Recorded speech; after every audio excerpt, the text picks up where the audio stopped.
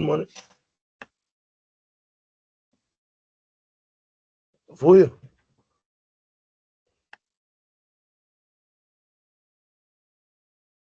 Hola, brother man. Grand mfethu. Mnandi madala kuwe. Sharp. Bula madoda na abo samkela. Inoba seza kuse nje 1 minute past 8 ayinoba seza. Watch. Inoba seza. Kanene Kanene present. nina wa president namhlanje. Yeah, bro. Ngaze ngizibona sendigqibile. Ulolo. Ngaze ngibone sendigqibile nya. Ngani uzawucela ngifata kanibethiwe yini. Sinyamezele. Obese Ayikho enye most ngamajita amasaza present. ningamajita noto group nini. Bakhona abantu abangomama. Uba ukhanyisa zake nababa bepresenta kula group. Abayasebenza bona lo. Peter, Hi Sisi. I'm so sorry to disrupt your conversation, but I think you should check on Samkele because they need Kyle. Okay, zamchonga ngo. Zamfone. Okay. Sharp.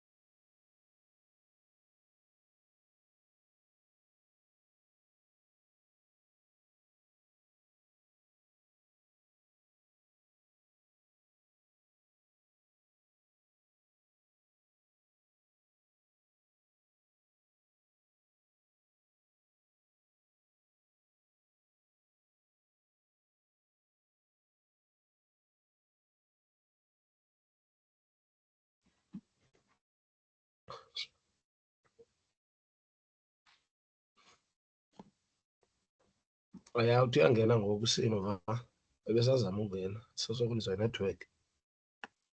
Oh, okay. Inkosi. Sharp, this is sharp.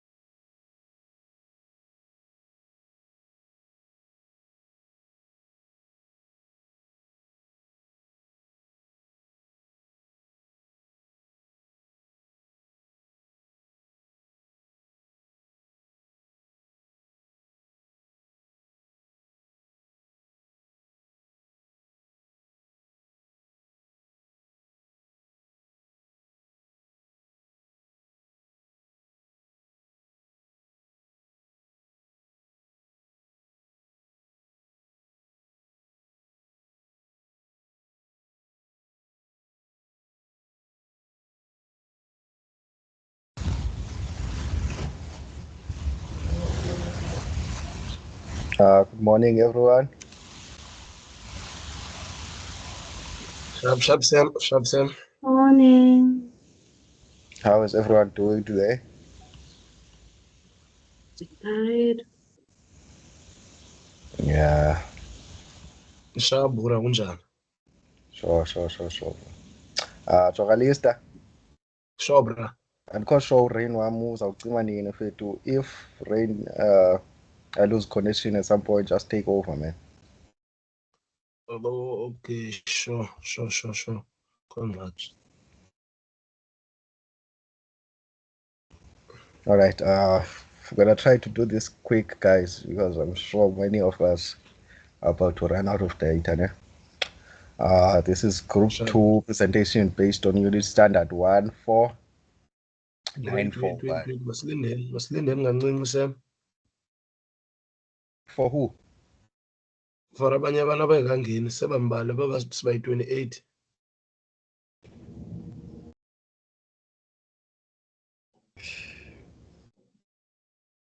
Around 1:15, masithi 1:15.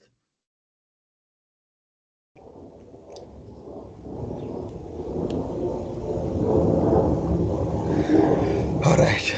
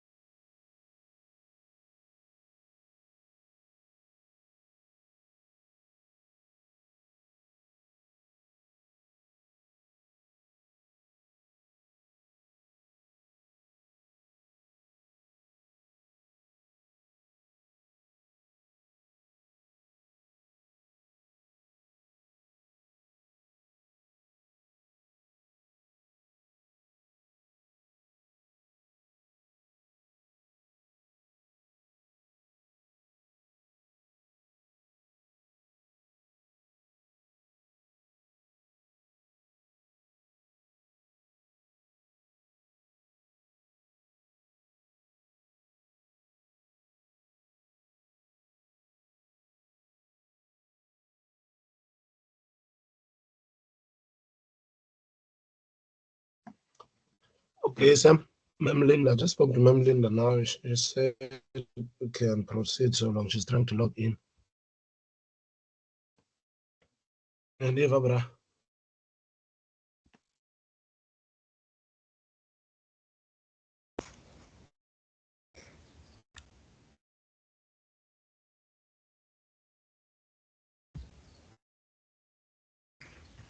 Okay. Morning everyone again. This is Group 2 presentation, Unit Standard 1491941. Okay.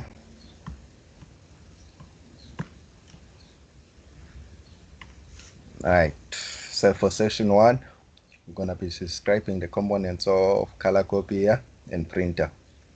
The learning outcomes are characteristics of the component, installation of the requirements and specifications, examples that provide a valid illustration of the components. Right. What do you need to consider when buying copying and printing equipment? Right, first you need to buy a copier or a printer only as large as you need. Meaning if you're a big company, you have to buy the bigger expensive one, or if you're just a 2-person or you're gonna be using it at home, you can buy the smaller one, right? And then select copier with automatic shutdown devices on waste tuner compartments. This will reduce dust emission. Select machine of appropriate height so as to avoid sustained and repetitive postures. Consider features such as automatic stapling, hole punching, collating, and double-sided printing to eliminate these manual tasks. Select machines with automatic documents feeder. Components of a printer on a side view. Right. So if you look on the picture on your left, you're gonna see numbers, and then on the right, there are terminologies for each and every one of those components. So at number 1, we have a document guide.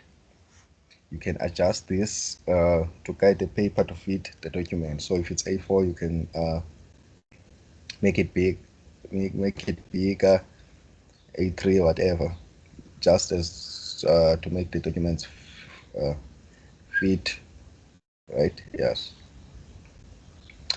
Number 2, it's a feeder cover. Open this to cover clear paper jams. Okay. Number 3, lift handles. Hold the handles to lift or transport the machine. Right. Number 4, paper level indicator. Shows the remaining amount of paper.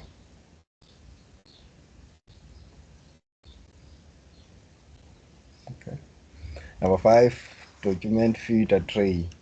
Place your documents in the tray to scan documents. Number 6, document retain tray.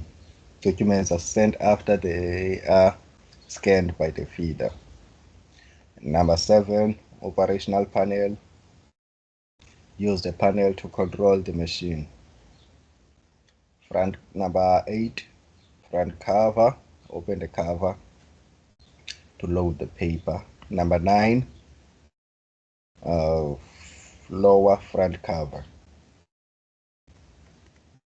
Okay, for number 9, lower front cover, open using a paper that is larger than LTR size. Okay, number 10, feeder. The feeder can automatically scan document continuously. Number 11, scanning area. Scan documents from the feeder. Number 12, paper stopper. prevent paper from falling out of the output tray. Number 13, power button turns on and off the printer/scanner. Number 14, plate 10 glass. Place the documents here. Number 15, output tray. Number 16, ventilation slot. Number 17, paper cassette or paper cassette. Okay, components of a printer, back view. Number 1, rating label. The average value of the required voltage and currently are specified. Number 2, rear cover. Open this cover to clear paper germs. Number 3, USB port. Number 4, handset jack. Number 5, external device jack. Number 6, telephone line jack. Number 7, power socket. Components of a printer, interior. Alright, for number 1, it's a scanning platform. Open the platform to replace toner cartridge or clear paper germs. Number 2, toner cover. Open the cover to replace toner cartridge or clear paper germs. Number 3, paper exit guide. Open guide to clear the paper germs. Number 4, toner guides. Use the insert a toner cartridge so that the platform of the side of the toner cartridge fits to the side guide. To this guide, sorry. Number 5, transfer roller. Alright, components of a printer, paper cassette. At number 1, we have paper guides. Adjust the paper guides to the width of the length of the paper. Number 2, small paper guide. Attach this guide to hold the small sized paper. How does a color printer work? Right, charge. Inside every photocopier and a laser printer is a light sensitive surface called a photoreceptor. It consists of a thin layer of photoconductive material that is applied to a flexible belt drum. The photoreceptor is insulating in the dark and becomes conducting when it is exposed to light. It is charged in the dark by applying a high DC voltage to adjust wires or to adjacent wires, which produces an intense electric field near the wires that causes the air molecule to ionize.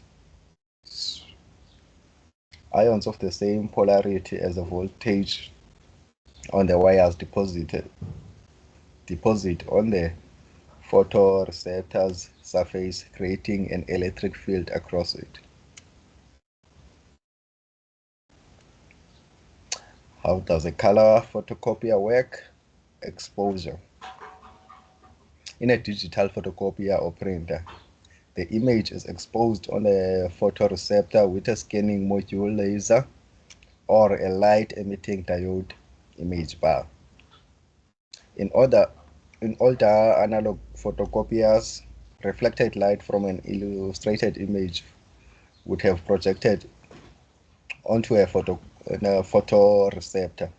In case the area of the photoreceptor was exposed to light as selectively discharged, causing a reduction in electric field. The darker the area retained, the charger. Alright, develop. Pigmented powder used to develop the image is called a toner. Toner particles made of colorant and plastic resin have precisely controlled electrostatic properties and ranges from 5 to 10 micrometers in diameter. They are mixed with and charged by magnetized carrier beads that transport them to the development zone. The particles are charged by the phenomenon of triboelectricity, often referred to as static electricity. This electric field associated with the charge pattern of the image of the photoreceptor exerts an electrostatic force on the charge toner, which adheres to image. A color document is formed by printer with 4 separate xerographic units that create and develop a separate cyan, magenta, yellow, and black images. The superposition of these powder images produces full color documents. Transfer.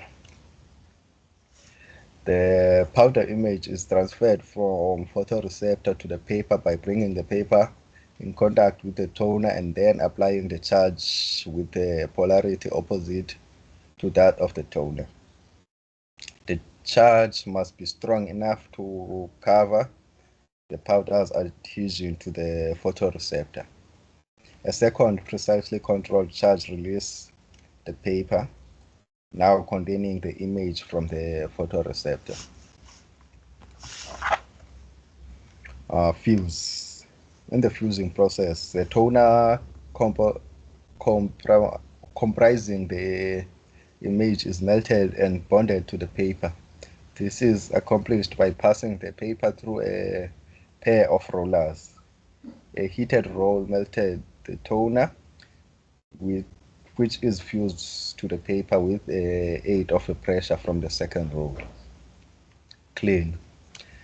The toner transferred from the photoreceptor to the paper is not 100% efficient, and residual toner must be removed from the photoreceptor before the next printing cycle. Most medium and high-speed photocopiers and printers accomplish this with a rotating brush cleaner. All right, session 2. Gugu, you may take over. Yes, please don't stop sharing. Okay, no problem.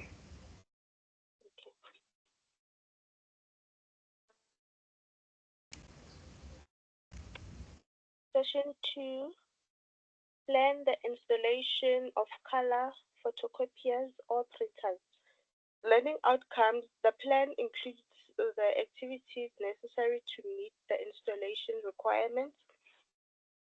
The plan ensures that the color photocopier or printer is compatible with the host computer.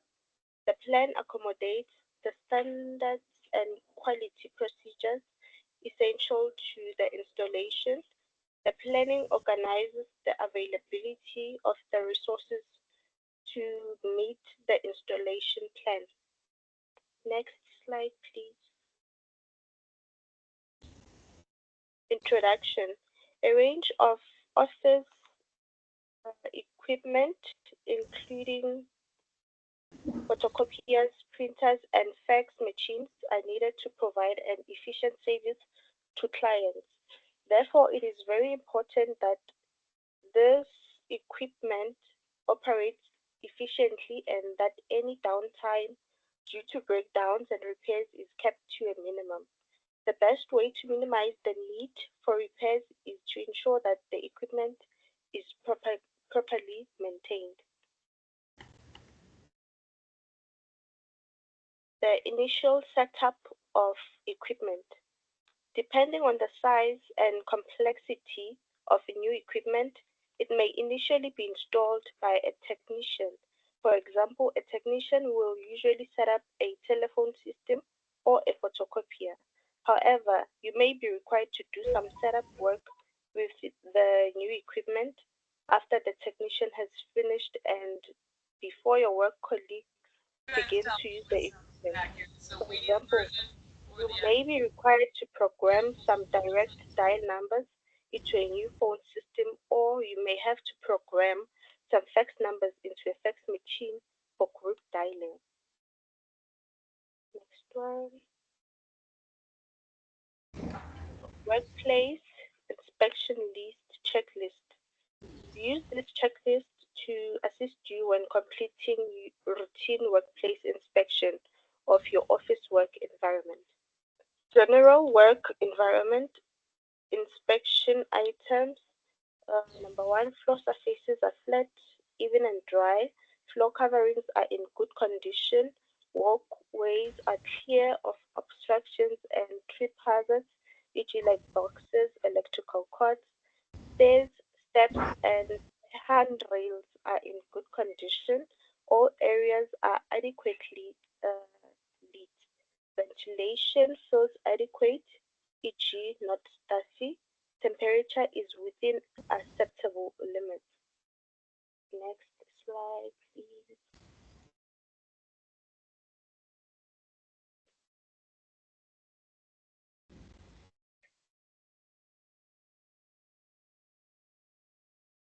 Samgele? Yes, I'm on the next slide now. Guys? Yeah. Oh. While office hazards, photocopiers, etc. Photocopiers, laser printers, and other electronic duplicating devices are a regular feature of the modern office environment, and some employees may be engaged in their operation for large amounts of time. Action plan for health and safety. Representatives, as with all workplace hazards, photocopiers and other copying equipment should be dealt with in this way. Number one, identification of the hazard. Number two, assessment of the risk. Number three, control, elimination, or reduction of the risk. Number four, review and evaluation of any control strategies. Next slide, please.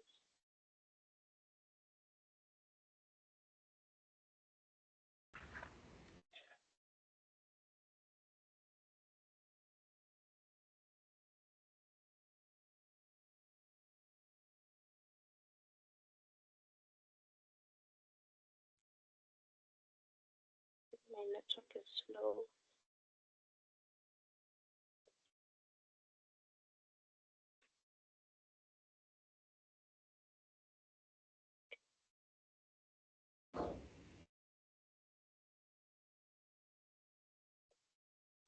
Identification of the hazard. The employer must obtain the material safety data sheets, abbreviated MSDs, for any chemical used by a photocopier or other piece of machinery, including toner and glass cleaners, and make these available to you. These are now usually able to be downloaded from the website of the manufacturer. The employer must carry out an assessment of the work procedures involved in copying to identify any risks of manual handling, for example, shifting, carrying, reaching reams of paper, or exposure to contaminants. Next one, please. Number two, assessment of the risk. The MSDs must be checked to ensure all recommended precautions are implemented. Check the conditions in the room the copier is located in. Investigate any past incidents. Next slide, please. Number three, control, elimination, or reduction of the risk. If the machine at your workplace is very old, for example, one that uses loose toner, negotiate replacement with a newer machine. The manufacturer's recommendations for citing ventilation, cleaning, servicing, maintenance, and frequency of filter changes must be obtained and followed. Filters that are in working order catch paper dust, and destroy ozone. Ensure there is adequate ventilation in the room and around the machine. When replacing toners using solvents, users should wear rubber or vinyl coated protective gloves and it's and i- and if a liquid toner is used, safety goggles or a face shield after adding toner. Hands and face should be washed immediately. Ensure there is a clear system outlining uh, what cleaning and repairs employees are expected to carry out, such as clearing a minor paper jam and those for which a specialist technician should be contacted. Employees carrying out minor cleaning and repairs must be given full training and information on technical issues and on health and safety. The copying machine selected, the workplace design, and the work schedule should be such that they allow operators to work without risk of musculoskeletal discomfort. For example, the positioning and height of various components should be such that sustained and repetitive postures are avoided. Noise problems can be avoided by placing equipment in a separate room from workers.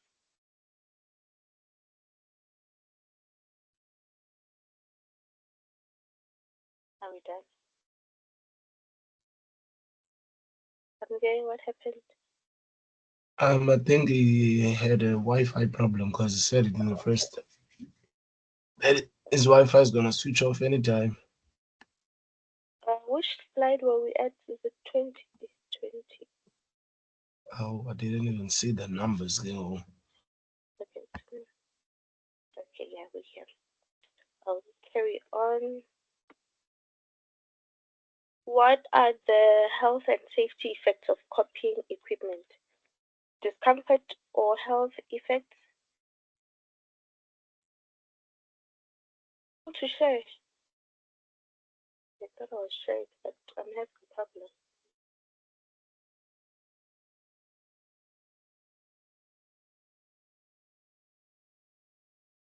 You can share your screen because mine, I don't know what it's doing here.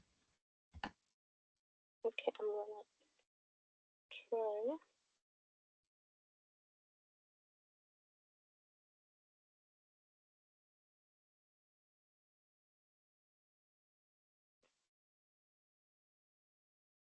Can you see anything? Yes, we can see it now. Okay. What are the health and safety effects of copying equipment? Discomfort or health effects may arise if machines are poorly sited, inadequately ventilated, poorly maintained, or used by operators continually for long periods. Slide number 23. Laser printers. There have been a number of recent studies on laser printer emissions. Airborne particles within an office environment are a combination of particles generated from various sources. Included are laser printers which emit paper fibers, organic vapors, and inorganic gases. Research has shown that laser printers emit nanoparticles of substances which could increase the effects of exposure. Slide number 24. Ozone. Photocopiers produce small amounts of ozone, an unstable form of oxygen. Ozone is also produced naturally in the upper atmosphere by UV solar radiation. If present in sufficient concentration, this odorous gas is irritating to the eyes, the lungs, the throat, and nasal passages. Severe exposure can result in lung damage. Symptoms occur at levels of approximately 0.25 parts per million, and the current Australian exposure standard is currently at 0.1 parts per million. averaged over an 8-hour period.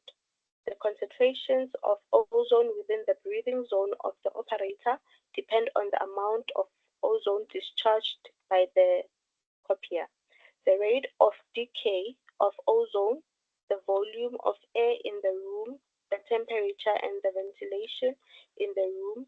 Problems with modern copiers and fax machines usually indicate inadequate ventilation. Slide number 25. Toner materials.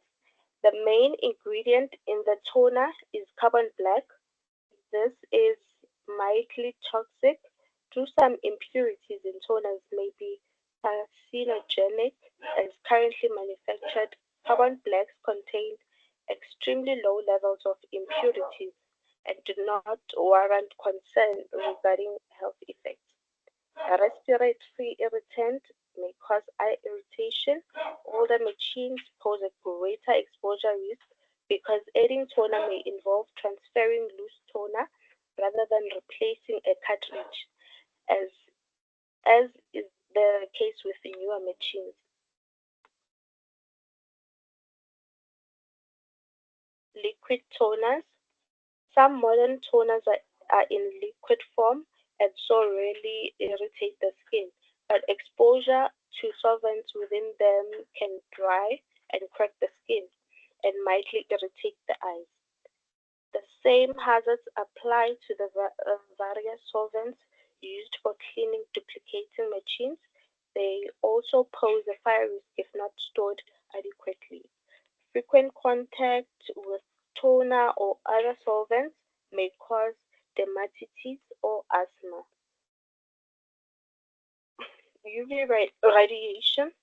Ultraviolet radiation may also be released through the glass plate, but at very low levels. Modern equipment does not present a bright light hazard beyond short-term discomfort to the eyes, but it is recommended that the photocopier lid be kept down. Slide number 28. Physical factors. Excessive dry heat can build up if too many machines are placed in a small area, or where their use is frequent and ventilation insufficient. This can cause discomfort to the eyes, and the workplace can become too dry and hot. Excessive noise may also be experienced in such circumstances, or, or where the machines are old or poorly maintained. Printers in frequent use and close to a workstation can impair concentration. Clearing paper jams in printers and other duplicating machinery will expose users to hot or moving parts, sharp edges, pinch points, or exposed electrical parts.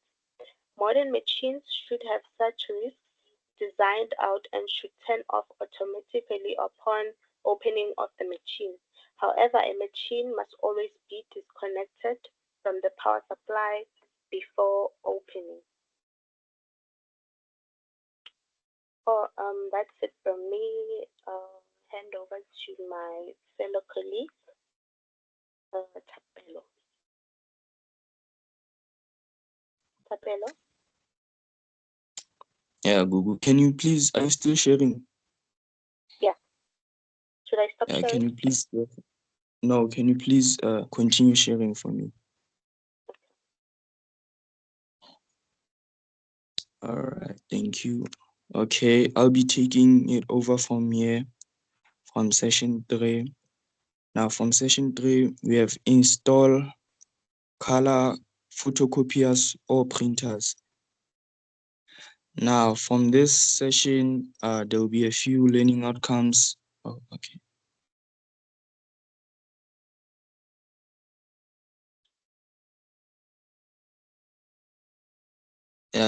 There will be a few learning outcomes. Number one, it will be pre-installation activities that are carried out according to manufacturer's recommendation. Unpacking and repacking is completed according to manufacturer's recommendation. The installation ensures that host systems configuration and interface connection meet the installation requirements. The installation ensures that the integrity of the host system is not affected by the installation processes. The installation identifies contingency procedures for installation problems that prevent successful installation. The installation includes the resolution of installation problems that are equitable to all stakeholders. Lastly, the installation includes customer training in the basic use of color photocopier or printer. May you please go to the next slide.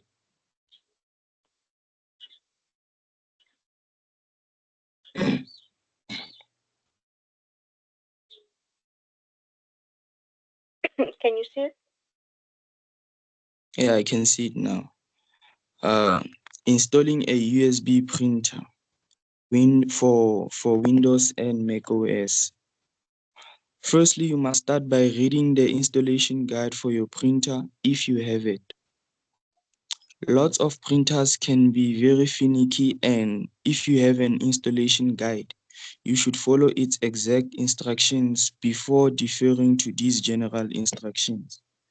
You can usually find the installation guide as a PDF file on the manufacturer's support page for your model. Plug the printer into your computer. Make sure to plug it into a USB port directly on your computer and not a USB hub. Next slide.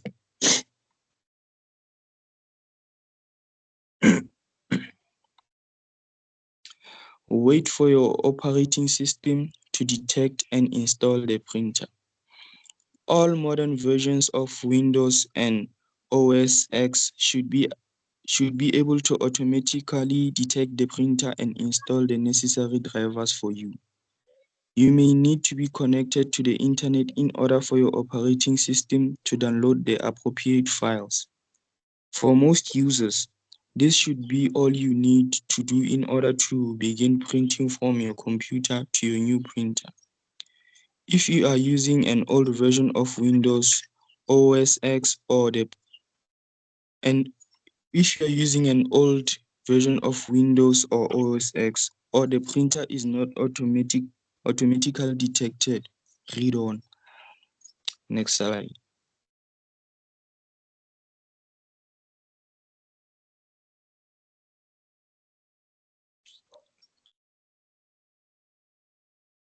Install the software that came with the printer. This will usually install any drivers that were not installed automatically by Windows, and may install extra printing software that allow you to take advantage of additional features on your printer. If you don't have the disk that came with the printer and it wasn't automatically detected by your operating system, read on. Download the drivers from the manufacturer's website. If you don't have the disk and the printer wasn't installed automatically, you can download the drivers directly from the manufacturer. You will need to know your printer's model number, which should be prominent on the printer itself. Run the downloaded drivers. After installing the drivers, your printer should now be ready to print from any program on your computer that supports printing. Next slide, please.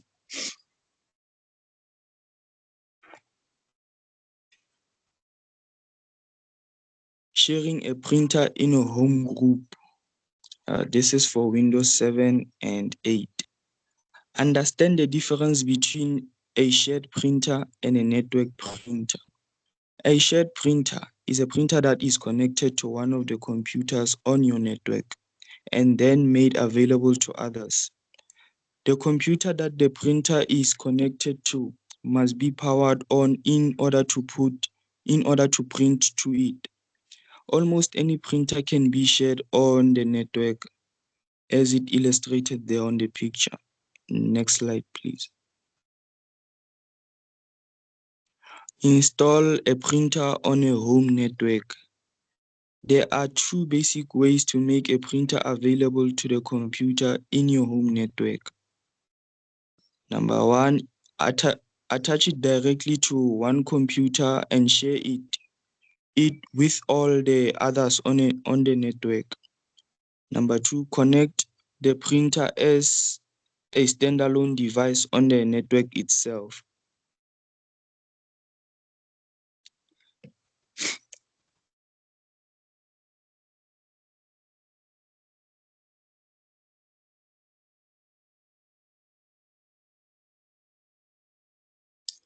Setting up a shared printer. Traditionally, the most common way to make a printer available to a home network has been to connect it to one of the computers and it will tell Windows to share it. This is called a shared printer. The advantage of sharing a printer is that it works with any USB printer. The downside, the host computer has to be powered up, otherwise the rest of the network won't be able to access the shared printer. Moving on to the next slide.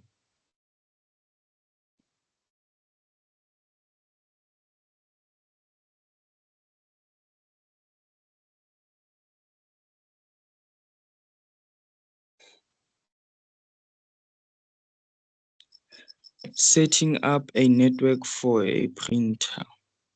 Devices designed to connect directly to a computer network as a standalone device were once found mostly in large offices.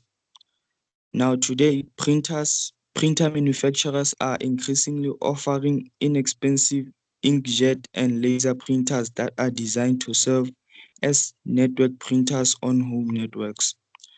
Network printers have one big advantage over shared printers, and it's that they are always available. There are two common types of network printers, which are wired and wireless. Wired printers have an Ethernet port which you can connect to your router or hub via the Ethernet cable. And then wireless printers typically connect to your home network using Wi-Fi or Bluetooth technology. Some printers offer both options. The instruction that came with your model should tell you exactly how to install it.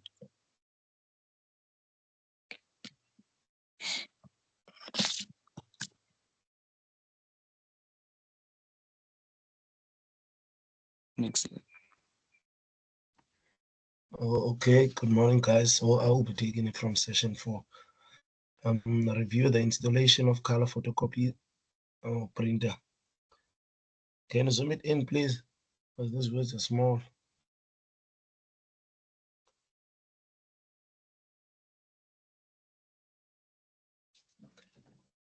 Yeah, okay. The review provides a systematic appraisal for the installation. The review confirms that configuration and installation of the color photocopy printer comply with user and manufacturer specifications. The review ensures that the completed installation meets the user and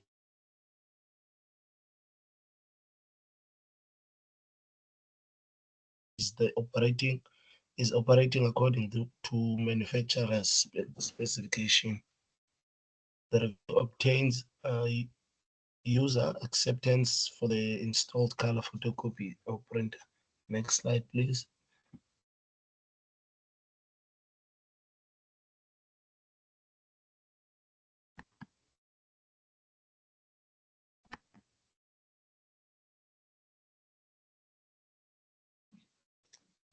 Training in equipment use. Specify personnel to carry out routine operations such as clearing paper jam and changing toner containers. Provide specific training to those employees and general appropriate training to all users of the equipment. The name of the person nominated as responsible for the machine should be displayed to be clearly displayed.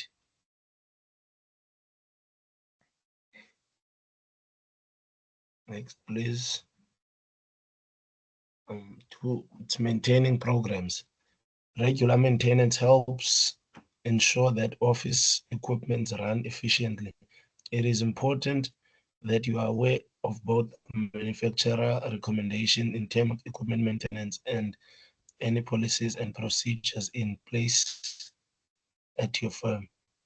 You may find the larger legal practice that larger legal practices have a designated person who is responsible for the maintenance of office equipment, whereas a small practice may expect a number of staff members to play a part in the maintenance of equipment. For example, you may find that you are given the task of regular cleaning the photo, taking the paper supply.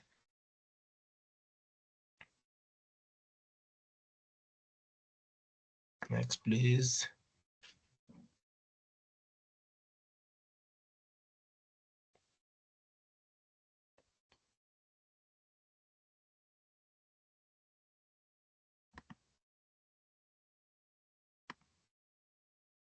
Next, Google.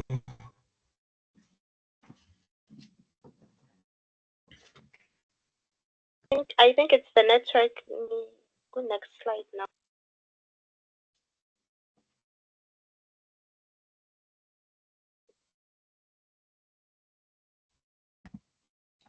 Maintenance program, replacing consumables. The consumables uses the consumables used with office equipment, such as paper and toner, need to be replaced at certain times. Other equipments will also provide messages. No. Other equipment will also provide the components to be replaced. If a component needs to be replaced, then ensure that you follow any policy and procedure when containing the technician. Maintenance programs, paper jams, printers, fax machines, and photocopies can be affected by paper jams. If a paper jam occurs, then you should follow the instruction in the user manual for clearing a paper jam or the prompts on the control panel for the photocopy or fax. This process may be quite straightforward for a computer printer that can be quite complicated for a photocopy. If you are having trouble clearing up paper jams, you ask your supervisor or one of your work colleagues for advice. Once you have been shown, once you have been shown the best way to clear paper jams, you will be able to perform this operation efficiently when necessary. Maintenance programs, cleaning equipment. It is important that it is important that equipment is cleaned regularly, following the guidelines suggested by manufacturers. Cleaning equipment properly helps ensure that equipment work efficiently and that maintains costs are kept on a minimum. Maintenance programs is operated correctly. Consumables and components are replaced when needed. A cleaning program is operated regularly. Then, the need of repairs by technicians should be kept to a minimum. However, there will always be a need for regular servicing by a technician in order to ensure that equipment operate efficiently and the need for repairs is further minimized. Maintenance program, it's warranty period. New equipment will normally have a warranty period that may include a regular servicing schedule for a set period. For example, a new photocopier may have a warranty period for 6 months, then include 2 servicing routines. Depending on the warranty, a service may occur after a set period of time. or it may occur after certain number of operations that have been performed by the equipment. For example, a photocopy may have a service after 20,000 copies. Warranties usually cover the cost of replacement parts and any labor required to fix in the equipment. Identifying and anticipating the problems. Installing equipment correctly, using equipment properly, and following a regular maintenance program are the best ways to ensure that office equipment operate correctly and that problems are kept to a minimum. However, you should be prepared for problems that may arise where possible. It is always better to anticipate as this may reduce the cost and time involved. Keeping a logbook of faults. Some organizations keep a logbook for each piece of equipment that records the faults that have been experienced. The people who discover a fault can complete the logbook themselves, or they can inform the person responsible for maintaining the equipment and complete the logbook. Logbooks always allows you to keep a record of faults that each piece of equipment has experienced. This information is very useful as a way of indicating when more serious problems may arise when consumables need to be replaced. Identifying the option available for solving equipment problems. When you discover a piece of equipment has a problem, you need to be aware of the options that are available to deal with the problems. These options will depend on the role that you have been given in relation to the maintenance of equipment.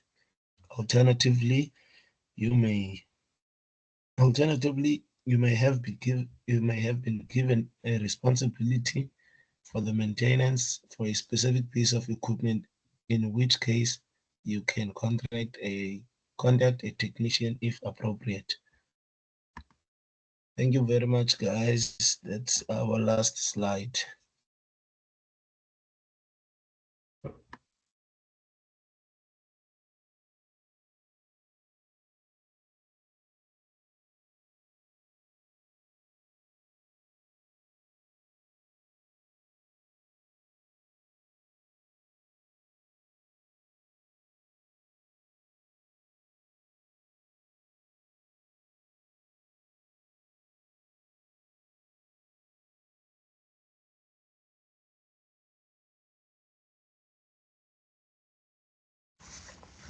Good morning, Ma'am Linda.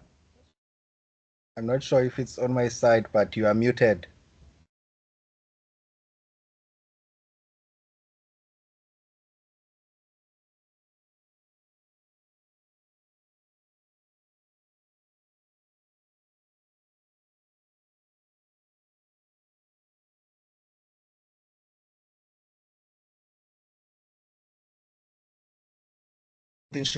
I don't think she can hear you.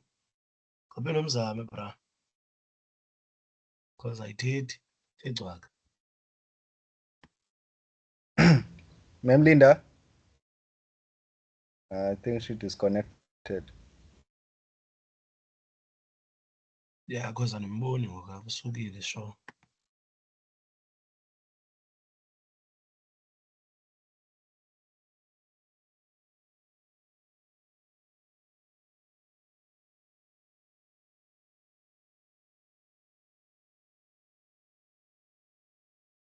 So, is it?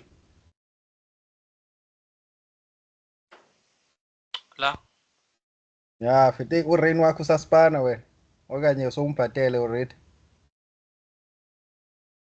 ndimphatele izolo late but then bandinika 1 day vele if Hey, ngingambhatalanga izolo uyasokolisa wabalo sikabhatali thina.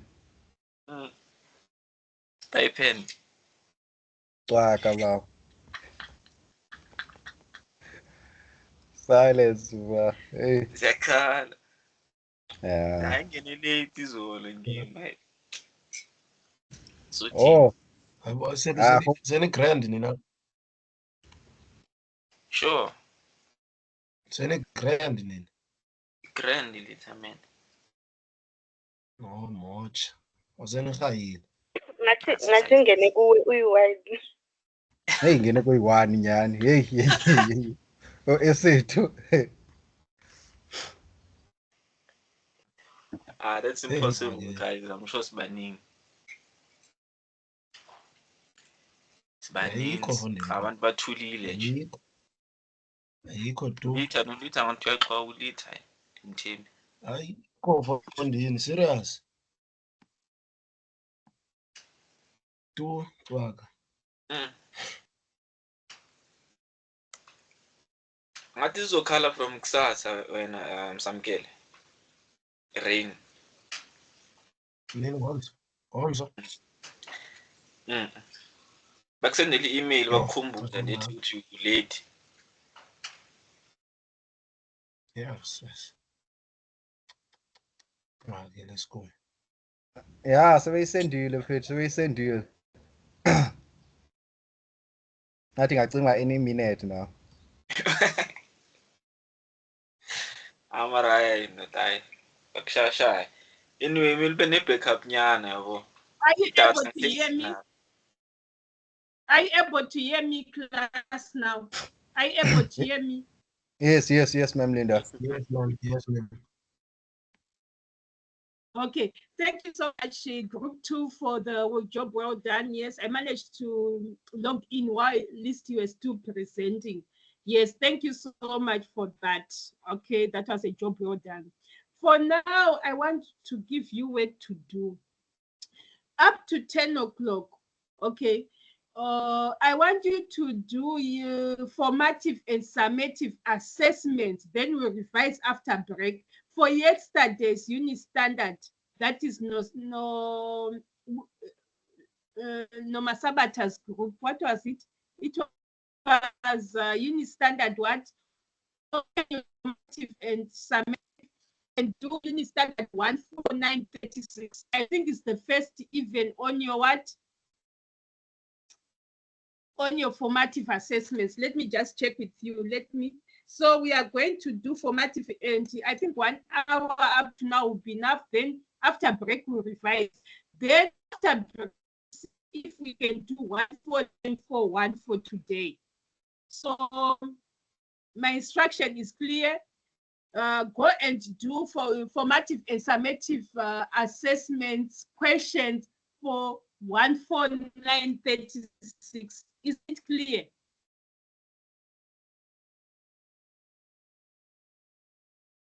No one is answering me. Is that clear? It's clear. Yes, You ma'am. revise after break.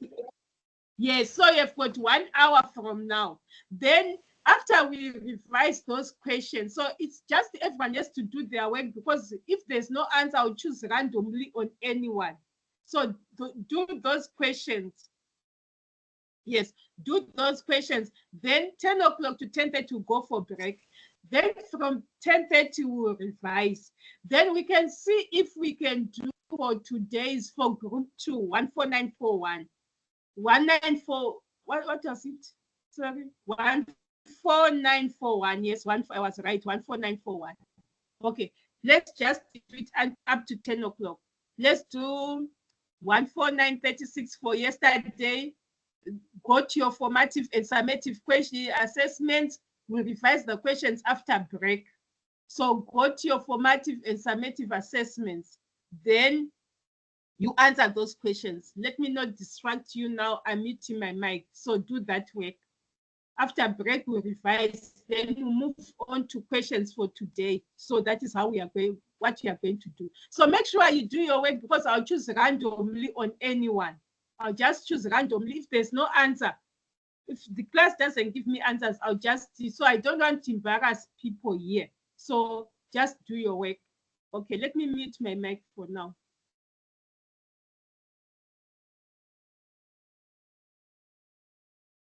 For now, don't mind about the number of marks. I'm going to give you, after we have done the presentations, then I'll give you the new marks, the questions, those ones we highlighted.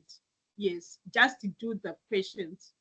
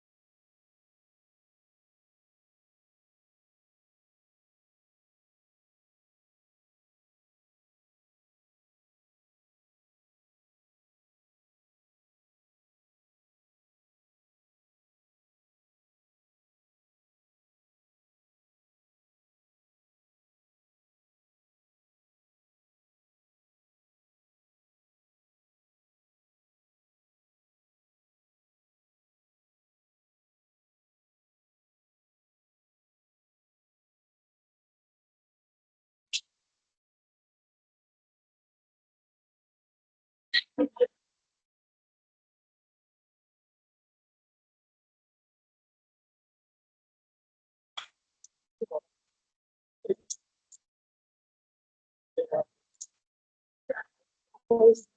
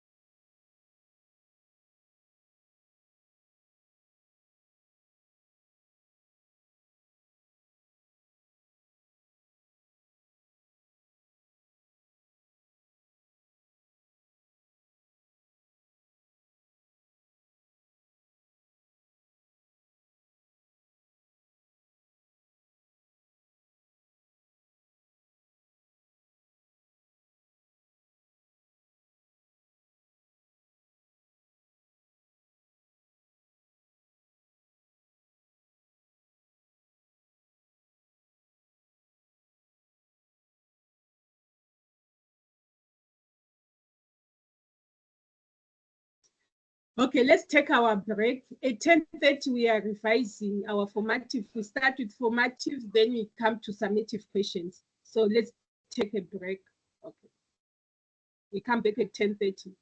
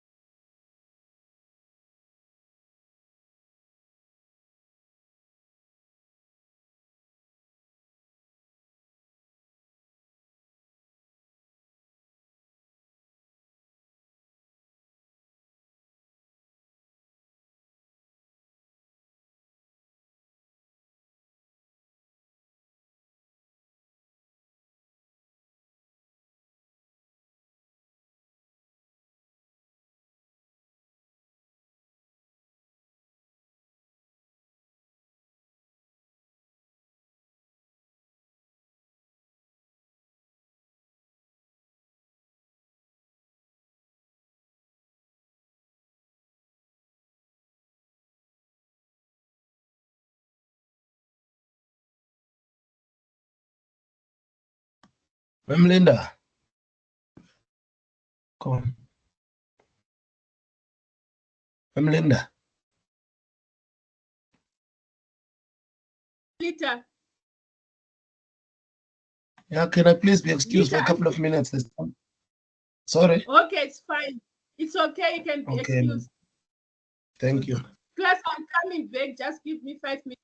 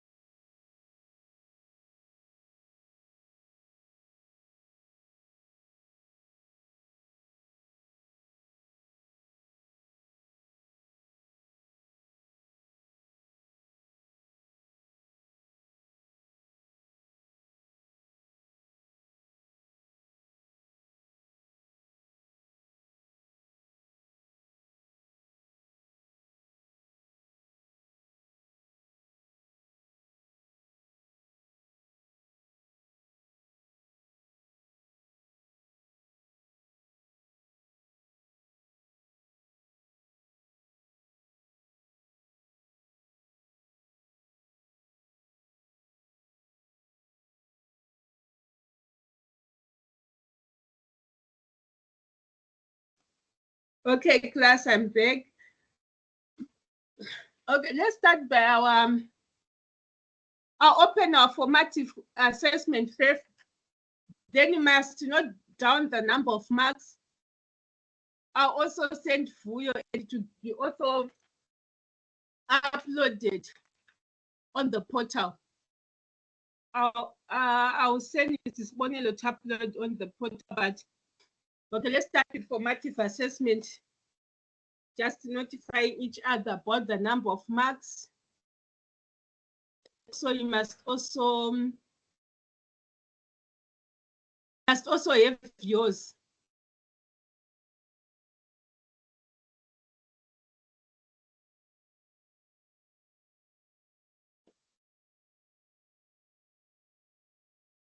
Okay, it's opening.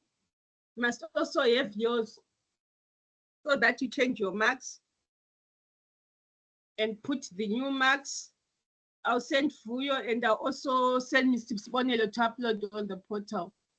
So I'm sharing now. Notify me when you see it. Let's start with our formative first. I'll be moving so fast. So you also have to change yours. Okay. When you see it, can you notify me? When you see it, can you notify me?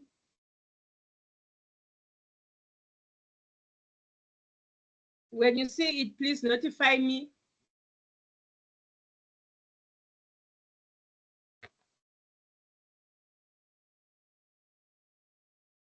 You can't see anything. It's loading. It's still now. loading, Miss Linda. We can see it Okay, now. okay. Okay, thank you. Okay, just to go along also with yours, just the new marks, but I'll also send Vuyo. Vuyo will put on the group. Then also Mr. Sponelo will put on the portal. Okay, these are the number of marks. We'll start.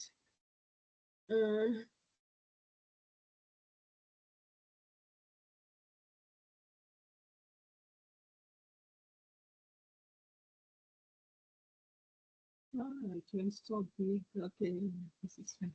Okay, let me go straight to the first unit standard. Okay, the first unit standard, which is what? Which is 14936, the ones we're doing. We are just moving fast with the number of marks. You also change yours. Question number 1 is 5 marks. Just also move along with me. Question number 2 has got 5 marks.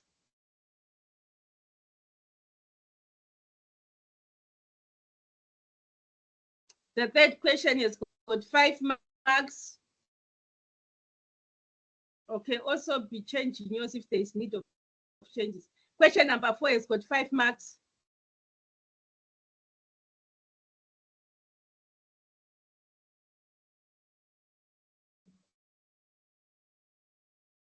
And also, I'd also like to applaud SA2 for helping me with this task, since I was also busy. Yes. Thank you, SA2, for helping me with this task. Okay, go to the second unit. So just move along with me. Or please put the number of marks. It will make easier for us to. Okay, this one. Identify and describe the components of color. Okay, this one, let's put 20 marks. How many are there in total? 16. Yes, this one, let's put 16 marks. Okay, this one, let's just put 16 marks so that each mark, let me save my change as well. So that each one we have a mark. Oh, they're 17. They're 17. Okay, let's change it to 17 plus each. Yes, put 17 marks there. Put 17 marks, okay. So that each component we have a mark. Yes, so I can see that there are 17 what components. So put marks there. Let's move along.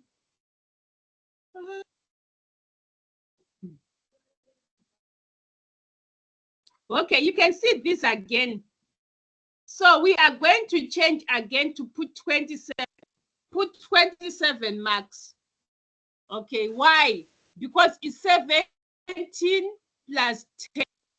Put 27 marks so that each component will have a mark. Why I said 27? Yes.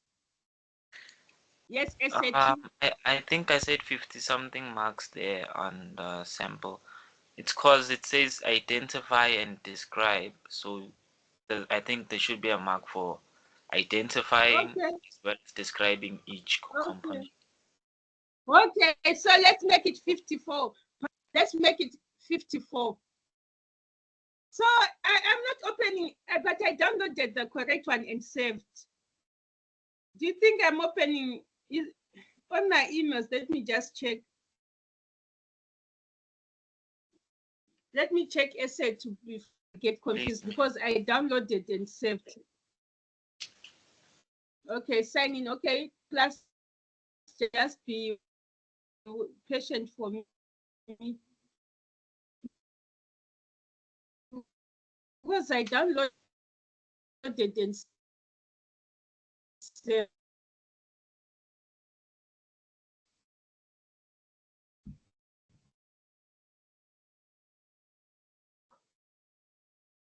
I downloaded and saved. Let me just see if I saved it, if it did save. So I'm opening the one in my emails because I downloaded what and saved. Just there. Hold. Okay, just hold on for a while. I want to see if what I'm saying because I downloaded and saved. If it's not, I'll have to save it on my desktop. Okay. Just a moment, class. I want to check just a moment. Be patient with me. I'm opening because I downloaded your assessments and saved. So I want to see what you said like. Okay, it's taking time, but it's opening. Okay, just be patient with me. Hold on, please. Hold on. We'll continue. We'll continue.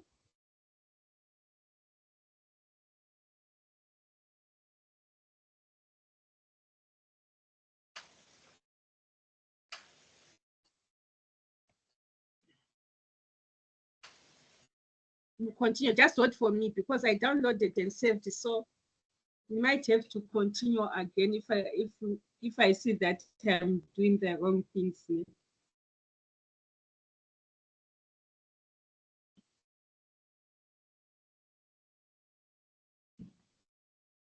Okay, hold on for a while. Just hold on. Remember, there's no need to rush. Our lesson is the end at 1. So we still have got time. Okay, it's opening. I want to see if I'm doing the correct things here. Okay, it's opened. Let me go to my Gmail. When it goes to my Gmail, then I go to my emails. Okay, just hold on, class. Just hold on where we were.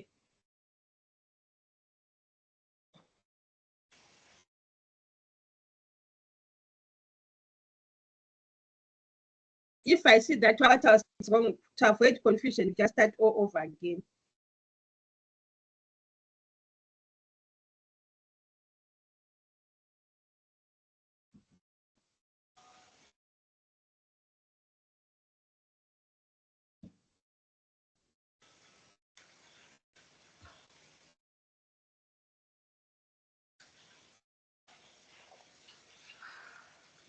Okay, it's opening. Just hold on for me. If I see that it's not the one I was given, then we start all over again.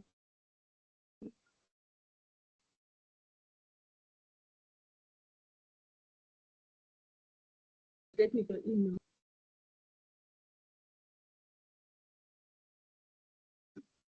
It's opening, but it's a bit slow.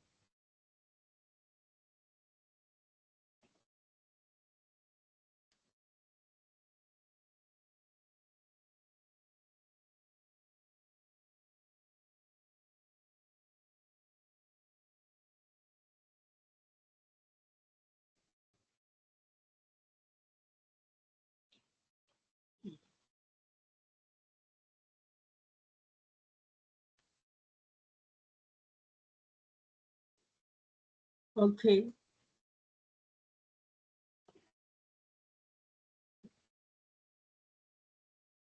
Okay, I can see the summative one. Okay, I can see the summative. Let me You can't just see the formative save one, my maybe. desktop, then I'll go to the form. No, I can see it, but I just started the summative. Let me see. Oh. I have the summative to my desktop. Yes. Then I go to the formative. Let me just save everything to my desktop and not replace. Okay, let me open it and save to my desktop.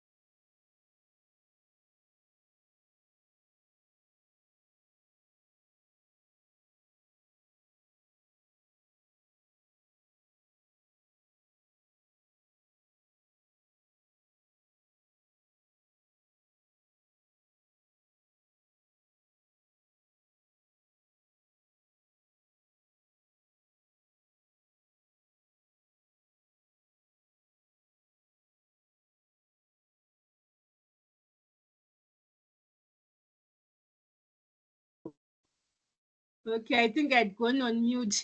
Apologies, class. Thanks, Essay. I saw it. So I'm going to start to share this one. Okay, just update your marks as well. And also, please, before you submit your assessment, the marks must be updated, because you end up getting wrong marks. We won't have time to be going again and seeing that this was a 5. And please don't give us more work. Okay. Can you see now what I've just shared? When you see it, may you tell me?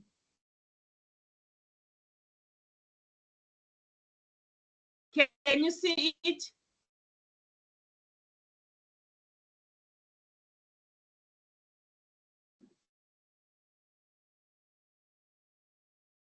Okay, share. It's never shared. Okay, let me just show. Okay. When you see it, may you tell me?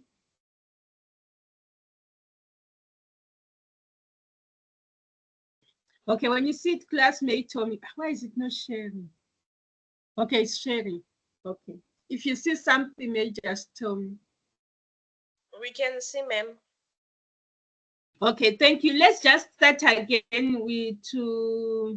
then you go to our what summative.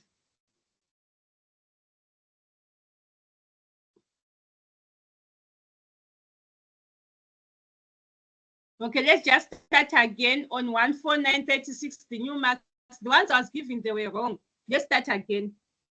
Okay, just update yours as you go along. Just update yours as you go along. So we start with standard 14936. The one Sabata's group presented yesterday. Question number 1 is got 5. Okay. Question number 2 has got 10 marks. You see, question number 2 has got 10 marks. Okay, just update yours. It won't take time. Then you start our revision. Then you got 10 marks. The third question has got what? 10 marks. Update yours as well. I'll send to Vuyo to send on the group, also to to put on the portal, to upload on the portal. Question number 4 has got 10 marks. As you see, update yours.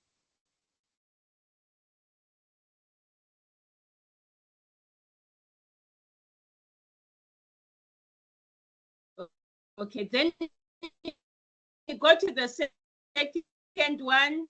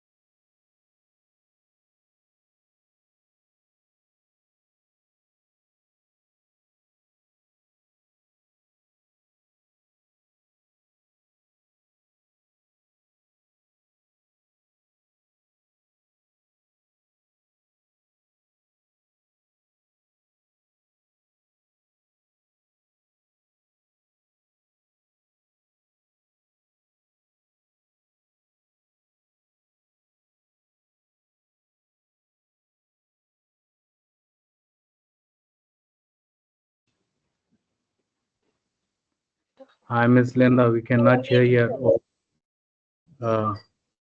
We can see you speaking to us, but we can't hear you.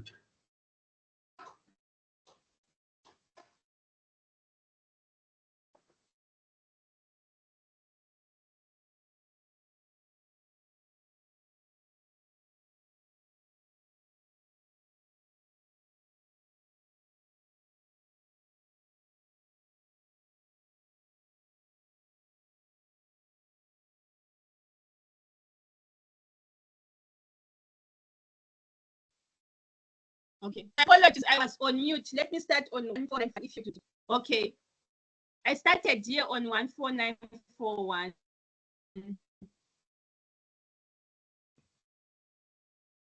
Okay, let me start on 14941. My apologies, I was saying this when I was on mute. Okay.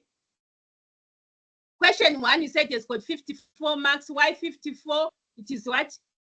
Name and describe. 17 plus 10 equals to 27 times 2, 54 marks. Okay, we go to the what? We go to number 2, it has got 10 marks. We go to the we go to number 4, it has what?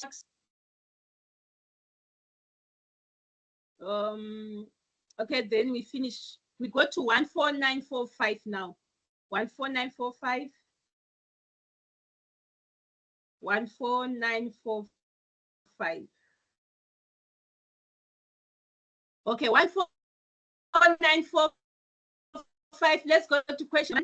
Question number 1. It's got 34 marks. Why? Because it is name and describe.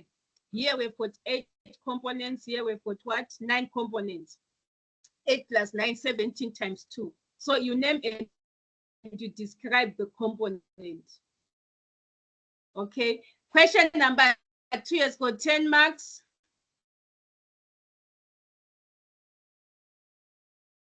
Okay. The third question has got 10 marks as well.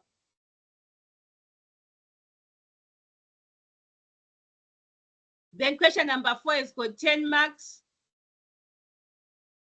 Question number 5 has got 5 marks. Question number 6 has got what? 10 marks. Okay, we finished that one. We go to the next unit standard, which is, okay, let's go to the next unit standard, which is, okay, it's coming. The next unit standard is 14946. Remember, it's our formative assessment. Question number 1, 5 marks. Question number 2, 10 marks. Okay, then the third question has got 10 marks. Then question number 4 has got what? 10 marks. Please change the number of marks. Question number 5 has got 9 marks.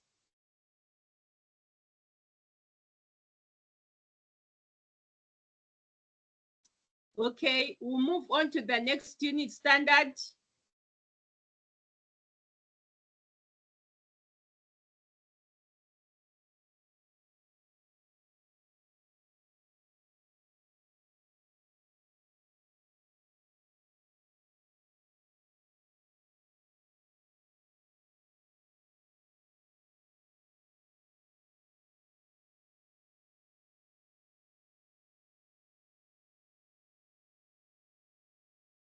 One 14948, you see, the title of the standard is what? 14948. Let's move on to question number 1.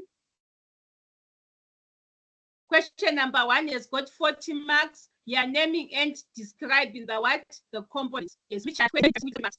Only and you describe, it's not because there's no way you are going to get 80% at the end. Then question number 2 has got 10 marks. So you see, I've got what to do. Then the third one has got 10 marks.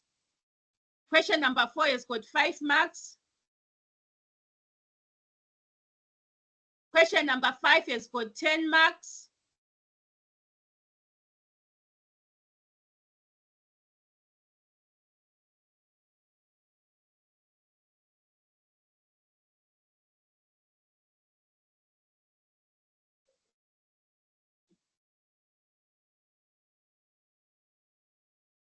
We move on to the next unit standard 14952. Let's go to question number 1. Question number 1 has got 5 marks. Question number 2 has got 10 marks. The third question has got 5 marks.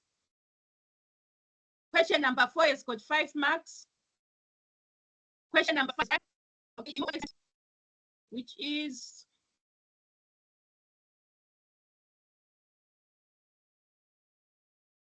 which is 14931. Question number 1 has got 8 marks. Number 1 has got 8 marks. Question number 3 has got 5 marks. The third question has got 10 marks. Question number 4 as well has got 10 marks. Question number 5 has got 10 marks. Question number 6 has got 15. 15 as in 15, 15 marks. Question number 6. We move on to question number 7 has got 10 marks.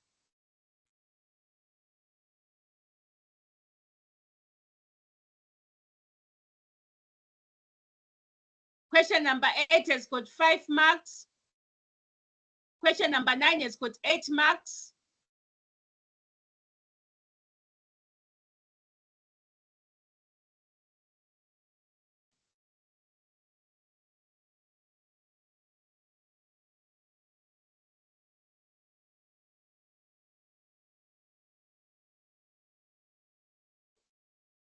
Okay, so this is it with formative. I'm closing my formative assessment. Why? Stop sharing. I want to share the summative. Open your summative assessment. Let's open our summative assessment before we revise. You're likely to, we'll see, 14941 can be your homework, both formative and summative questions. For 14941, which we have presented today, I can make that your homework, then we'll revise after the group which is supposed to present tomorrow is finished. Now I'm opening my summative assessment. Open yours as well. Open your summative assessment so that we update the new marks. Okay. So please make sure when you so that you won't be disadvantaged, make sure when you submit your what? Your assessments, it has got these new marks. Okay, I'm sharing. Let me share. Okay.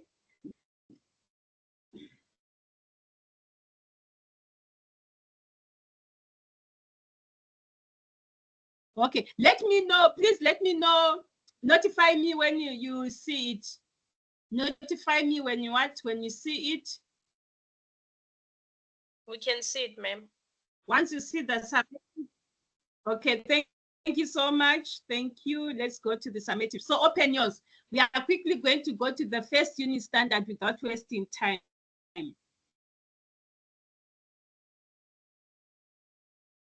Okay. Okay, I wanted to move fast here.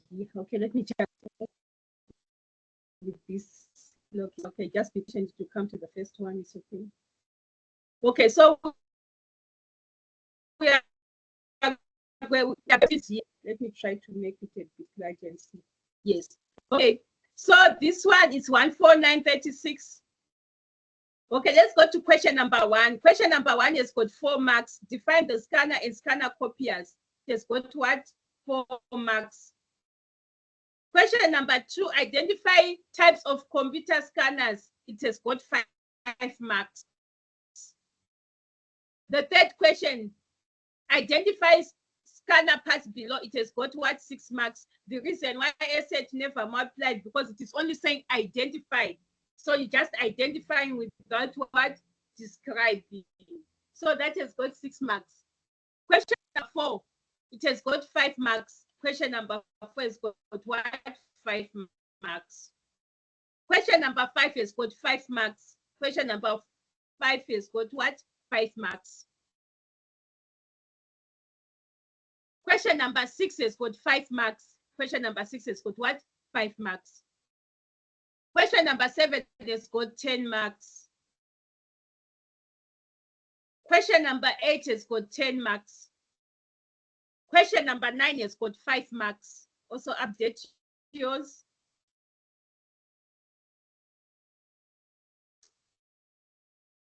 Okay, you replace your assessment report. Go to the next unit standard, 14941. 14941. Okay, 14941. Question number 1 has got 10 marks.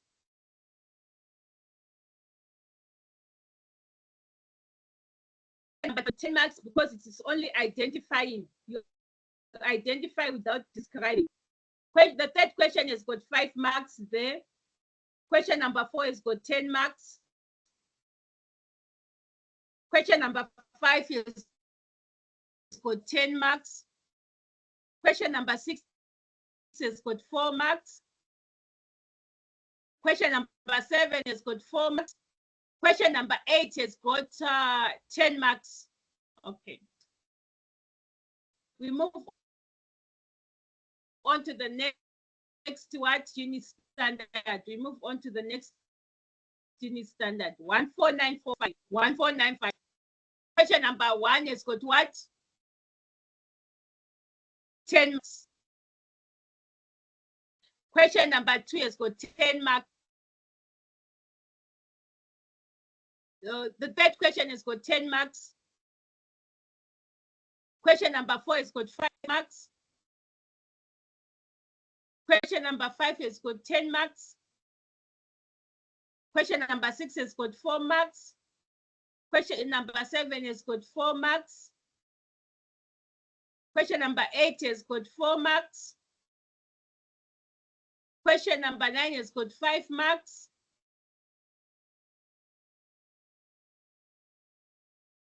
We go to 14946. 14946. 14946. Question number 1 has got 10 marks. Question number 2 has got 5 marks. The third question has got 10 marks. Question number 4 has got 4 marks. Question number 5 has got 5 marks. Question number 6 has got 4 marks. Question number 7 has got 4 marks. Question number 8 has got 5 marks. We move on to the next unit standard, which is 14948. 14948. Question number 1 has got 10 marks. Question number 2 has got 20 marks. You are only identifying the parts, okay? 20 marks. The third question has got 5 marks. Question number 4 has got 5 marks. Question number 5 has got 10 marks. Question number 6 has got 10 marks.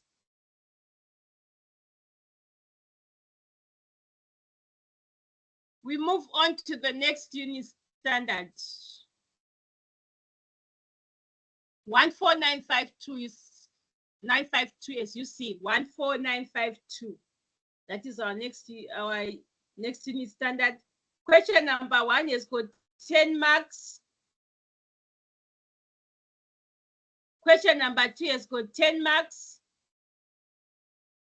Okay. The third question has got what? 10 marks.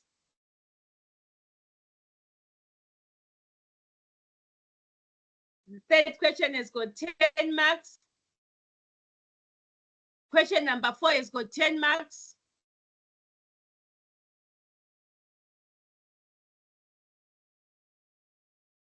Question number 6 has got 3 marks because it's only a matter of saying true or false. Question number 7 has got 10 marks. Question number 8 has got 4 marks. We move on to the, is it the last one? Let's see if it's, we move on to the next uni standard, 14931. Question number 1 has got 10 marks. Question number 2 has got what? 3 marks there because it is asking for 3 types. The third question has got 10 marks. Question number 4 has got 5 marks. Question number 5 has got 10 marks. Question number 6 has got 10 marks. Question number 7 has got 3 marks. Question number 8 has got 4 marks. Question number 9 has got 4 marks. Question number 10 has got 4 marks. That makes it the end. So I'll remove the highlights and send to Fuyo to put on the group and send to Mr. Sponello to upload on the what? On the portal. Okay. Okay, thank you so much, Essay, for the job well done. So now we go back to our formative questions. Okay, we are now revising our formative questions from, let me open my formative assessment for Uni Standard 14931. So let's participate. Then you go to our summative questions. We'll see with time. If we have reached the 12 o'clock, I'll make you do 14941 questions, both formative and summative, as your what? As your homework.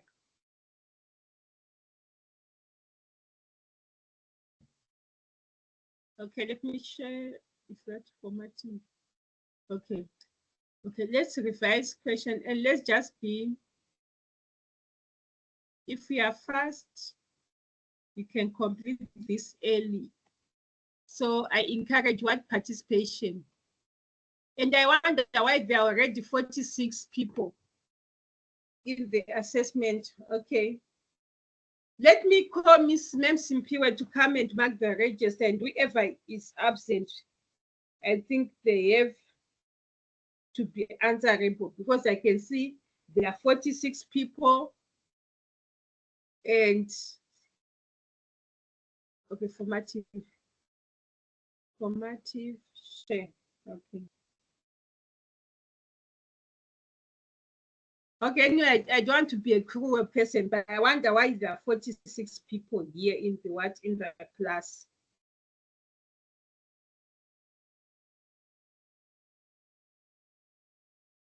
When you see it, may you tell me.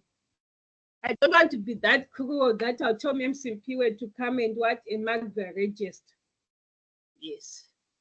Okay, when you see this, can you tell me? So let's just revise formative and summative, then we call it a day. Then 14941 questions you did as your homework. Okay, when you see what I shared, may you tell me?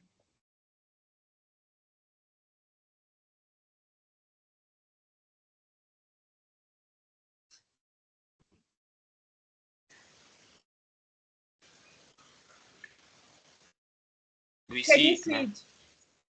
Yes, ma'am. Okay, thank you, SA2, for confirming. Okay, let's quickly do the work. Okay, let's go. Let's quickly.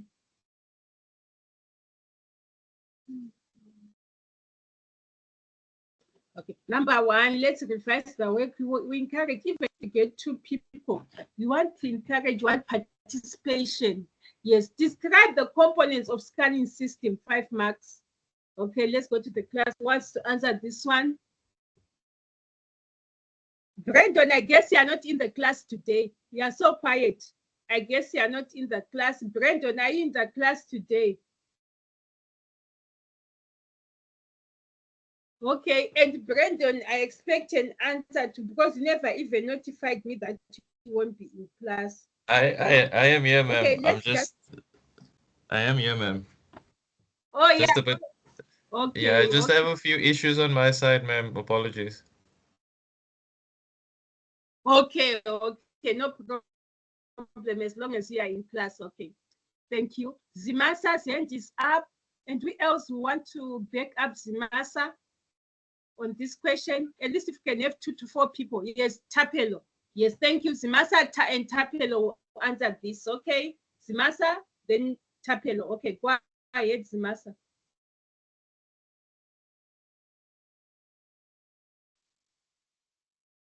Yes, go ahead, Zimasa. Okay, maybe she's having problems there. Okay, Zimasa will come back to you. Tapelo, go ahead. Okay, ma'am. So I'll be describing the components of scanning system. Number 1, I have an image sensor. In scanning system, the image sensor plays a crucial role in capturing the document or image being scanned. This component converts the physical image or text into an electronic form by detecting light reflected from the document. And then number 2, I have the light source. The light source is responsible for illuminating the document during the scanning process. Scanning systems typically use LEDs or fluorescent lamps to evenly light the document. The light reflects off the document and it is captured by the image sensor. Number 3, I have a scanning mirror. The scanning mirror helps to detect the reflected light from the document towards the image sensor. It moves back and forth during scanning, ensuring that every part of the document is captured. Number 4, we have the lens. The lens in scanning system focuses the light reflected from the document onto the image sensor. It is responsible for ensuring that the image or text is sharp and well defined when digitized. Number 4, I have digital analog to digital converter or ADC. The analog to digital converter is a key component that converts the analog signals captured by the image sensor into digital data. This data can then be processed, stored, or transmitted to other devices. The ADC ensures that the scanned image is accurately represented in a digital form, making it easier to store or manipulate on a computer or other digital devices. And lastly, I have the scanner control processor.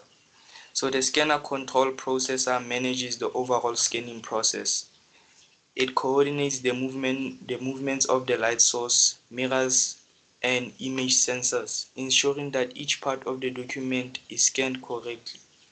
Thank you.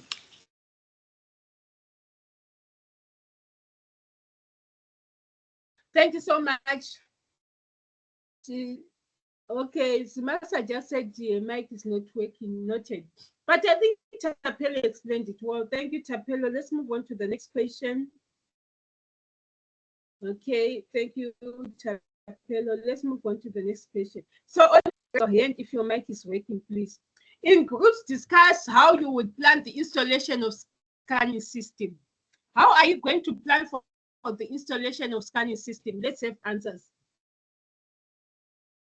Okay, let's have answers. How are you going to plan for the installation of the what scanning system?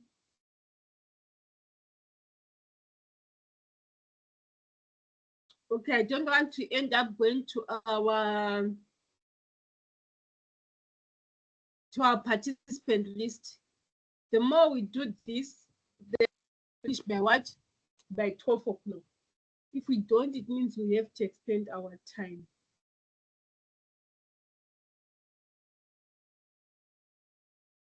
How are you going to plan for the installation of the computer systems? I think let me notify because people are just decreasing.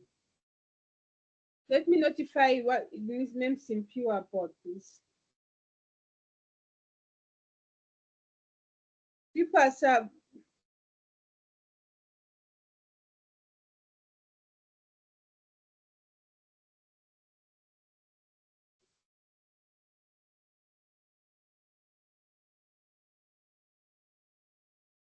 let me just say she must come and mark the register now. She must ignore what they marked. So that whoever is absent is marked absent. We have to be serious. People are just decreasing there.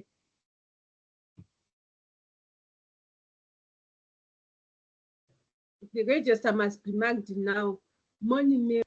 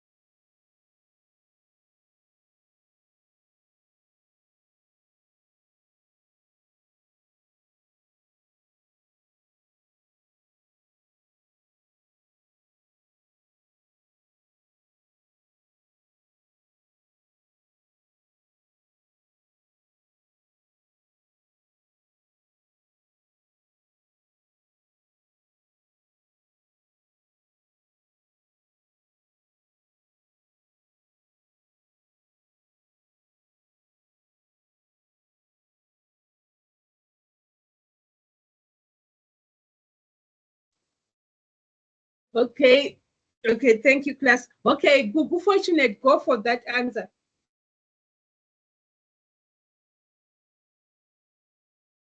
Google. Okay. Okay, ma'am. Okay. Planning the installation of scanning system. Answer that question. Yes, Google, that's the question you should answer. Okay, ma'am.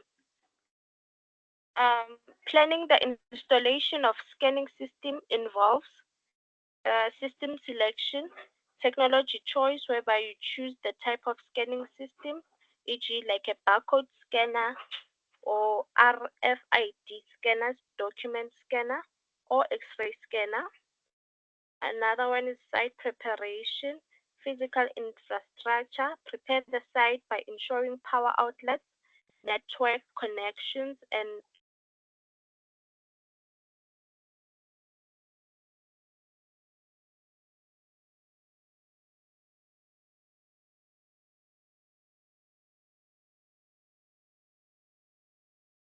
Yeah, done. Google.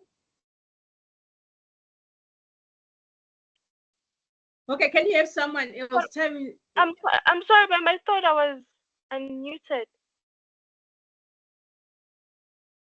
Okay, are you Can you done hear with me? your answer? No. Yes, we can hear you. Okay, Okay, ma'am. continue. Then Essia to come after you. Continue. Planning the installation of scanning system involves several keys like system selection, whereby you choose the type of scanning system, e.g. a barcode scanner or document scanner, X-ray scanners, based on the requirements. Select systems with suitable scanning speed, accuracy, and compatibility with existing infrastructure. Site preparation. Physical infrastructure, you must prepare the site by ensuring power outlets, network connections, and any necessary mounting structures that are in place. Environment setup, ensure proper lighting, ventilation, and environmental conditions to avoid interference or damage to the scanning system. The last one, user training. Operator training, train users on how to properly operate the system, handle potential errors, and maintain the equipment. Ongoing support, provide documentation and access to support channels in case of technical difficulties. Thank you, ma'am. Okay, Thank you so much, Gugu, for your answer. Then we have Esetu. Can you continue? Okay, ma'am. Before I continue, I wanted to actually ask, do you think 10 marks is sufficient for this question?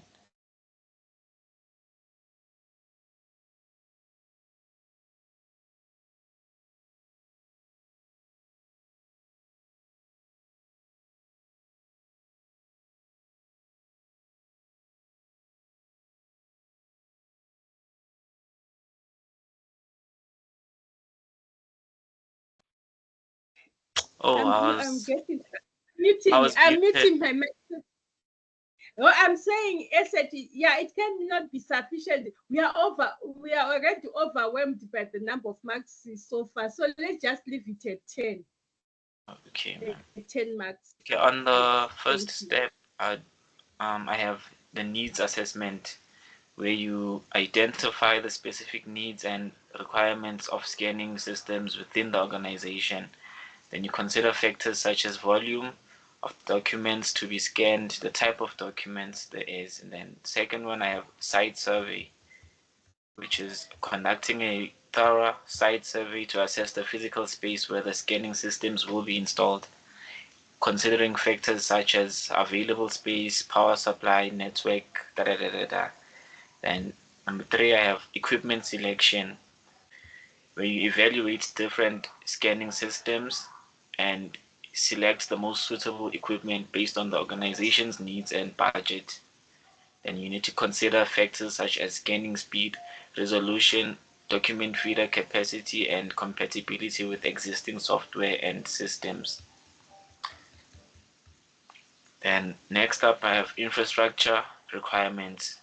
You need to determine the infrastructure requirements for the scanning systems, including power supply, network connectivity, and any additional hardware or software needed to support the scanning process. The next up, I have installation plan. You need to develop a detailed installation plan that outlines the steps involved in setting up the scanning systems. This plan should include tasks such as unpacking and assembling the equipment, connecting it to power and network, and configuring any necessary software. And next up, I have integration and existing systems, whereby you have to consider how the scanning systems will integrate with existing document management or workflow systems. Plan for any necessary software integration and customization to ensure seamless operation. The next up, I have training and support. Develop a plan for training staff on how to use the scanning systems effectively. Then next up, I have testing and validation. You need to plan for thorough testing and validation of the scanning systems to ensure that they meet the organization's requirements and operate as expected. And number 9, it's compliance and security. Consider any compliance or security requirements related to the scanning or storage of documents.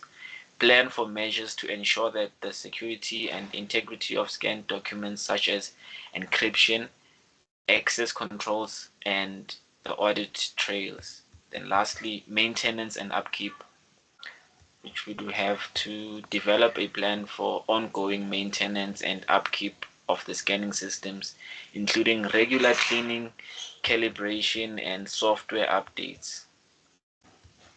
That's all, man. Thanks.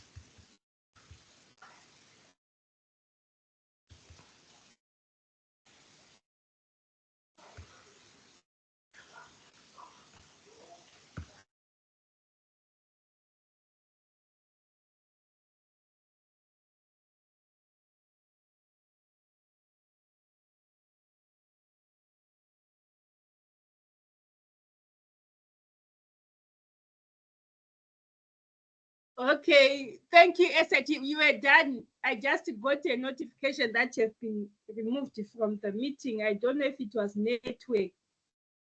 Okay, so I'll share Someone again. removed you, ma'am. Yes, it said you have been removed from the Yeah, someone removed you. It's not network. Okay, thank you so much. When you see this the sharing again, may you tell me?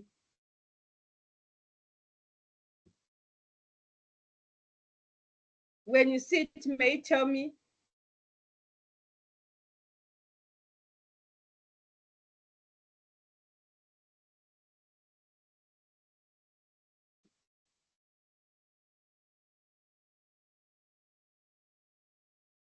Okay, as soon as you see the formative again, just tell me.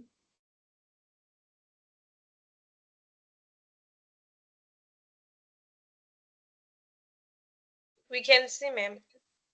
Okay, thank you. Let's continue without wasting time because we have to finish this. Okay. We have to finish formative and summative question. Okay, let's go to the third one. Identify activity involved during installing scanning systems.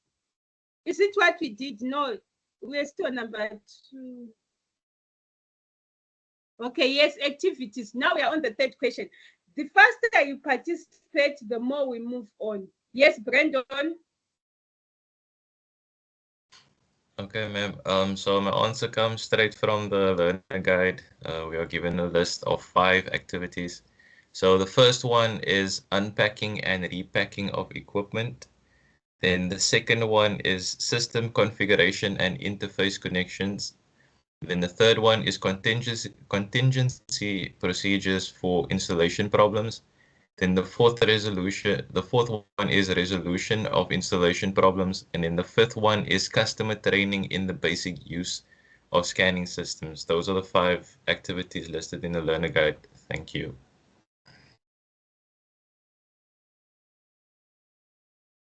Thank you so much, Brandon. Let's move on to the next question. We move on to question number 4, which is question number 4, which is describe methods that can be used to help identify and anticipate problems after installation of the scanning system. Okay, question number 4, who wants to answer that for us? Okay, Noma Sabata. Then who else wants to back up Noma Sabata? Okay, Noma Sabata, then Tapelo. So let's have Noma Sabata go first, then Tapelo. Okay, ma'am. Identifying and anticipating problems after scanning system installation ensures smooth operation and minimize downtime. Here are the methods to help. Number 1, there is proactive methods, which conduct through system testing, perform quality control checks on scanned images, monitor system performance metrics, e.g. scan speed, error rates. And then number 2, have predictive maintenance. Analyze system logs and error reports, track usage patterns and wear and tear, use machine learning algorithm to predict potential issues. And then we have preventive measures, which provide comprehensive user training, develop clear documentation and user manuals, implement backup and disaster recovery plans. And then reactive methods, troubleshooting guides and checklists, error reporting and tracking systems, regular system audits and assessments. And then continuous improvement, user feedback and save machines, regular systems evaluations and assessments, implementing changes based on user feedback. Then we have tools and techniques, systems monitoring software, error tracking and reporting tools, performance analytics software. And then we have key performance indicators, system uptime, availability, scan speed and quality, user certification and feedback.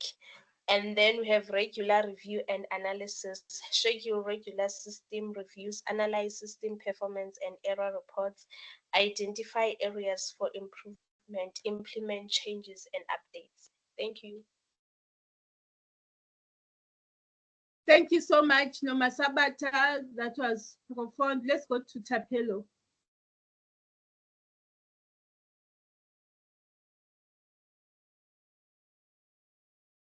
Tapelo, please.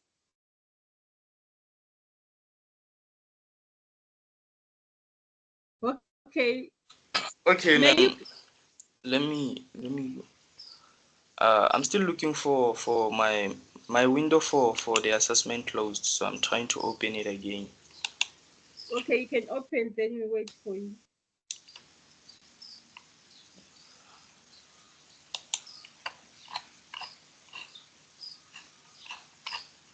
Oh, I found it. So the activities involved is the installation of a scanning system begins with a detailed site assessment where we evaluate the location for proper power supply and network connection. These steps ensures that the scanner will be placed in an accessible area for staff and students with minimal disruptions to daily operations. We also consider environmental factors such as lighting and space for the equipment. Next, we move on to unpacking and assembling the scanner. This involves the setting up to any necessary components such as trays, feeders, stands, and ensuring all parts are securely attached. We then connect the scanner to a power source and integrate it into the school's network either through Ethernet or Wi-Fi, ensuring that it can communicate with other devices. Okay, once the physical setup is complete, we proceed with the driver and software installation. This step is crucial for enabling communication between the scanner and the computers on the network. We install drivers on all relevant devices, followed by a scanning software that provides additional features like optical character recognition or document management tools. After the software installation, we focus on configuring the scanner settings. This includes setting default scanning preferences such as resolution, file format, and storage location. We also configure network settings to ensure that users can access the scanner remotely. Test scans are run to confirm the system is functioning properly and that documents are being stored in the correct format and location. That's it, ma'am. I don't know if I answered correctly or what. Yeah, you answered it well. You answered it well, Chapelo. Thank you so much. Thank you so much. Mostly your learner guide. If you use your learner guide as well, you won't go wrong with that. Okay, thank you. Let's go to question number. Okay, it's finished. Attended on question number 4. Okay. Okay, so here it finished. We got our summative questions. You must tell me, I'm going to share summative now. So this had only 4 questions. Okay, let me close this one. Let me stop sharing. We are now going to our summative what? Yes, no, Masabate, are raising up your hand. Okay, I'll share our summative. We do the unit standard, then the rest is 14941 is your homework. What you are going to do tomorrow, the group that is supposed to present will present. Then you go to 14941 formative and summative questions. After we have revised that, we move on to the questions that group did.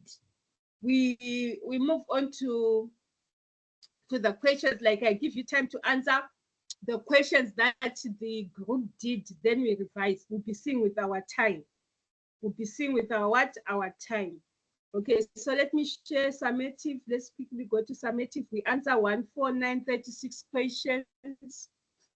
Okay, you tell me when you can see it. Okay, I've just shared. When you see that, may you tell me?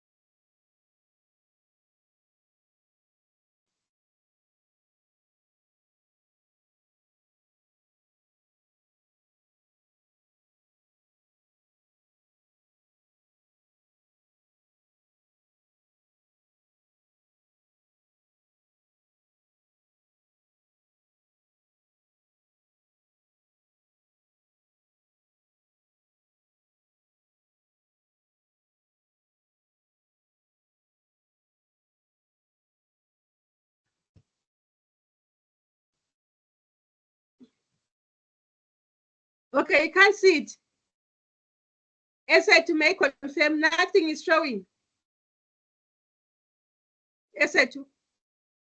I'm seeing something, ma'am. Okay, what are we doing right now? We're doing the first learner Summative. Yeah, this summative. Summative.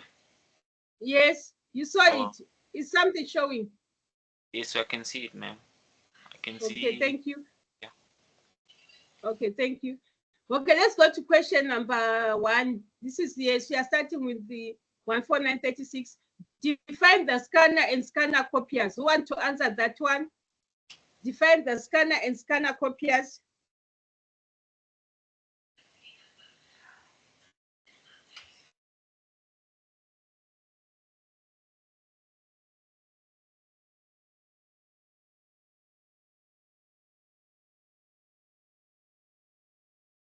Yes, Brandon, you can go for that question.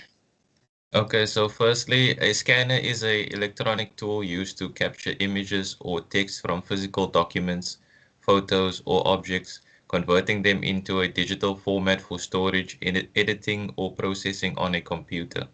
It's commonly used to create digital versions of printed documents such as PDFs or image files. And then a scanner copier is a multifunctional device that combines the capabilities of a scanner and a copier. It can scan documents and then create physical copies of the scanned material, functioning both as a photocopier and a scanner. These are often used in offices where scanning and duplicating documents is a regular task. Thank you.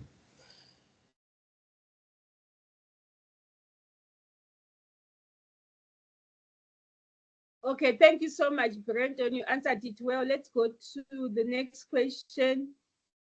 Paul, you are so quiet today. The next question is going to be answered by Paul. Paul, you are going to answer the next question. What is the next question? Okay. Number 2, identify types of computer scanners. Okay, Paul will answer that one.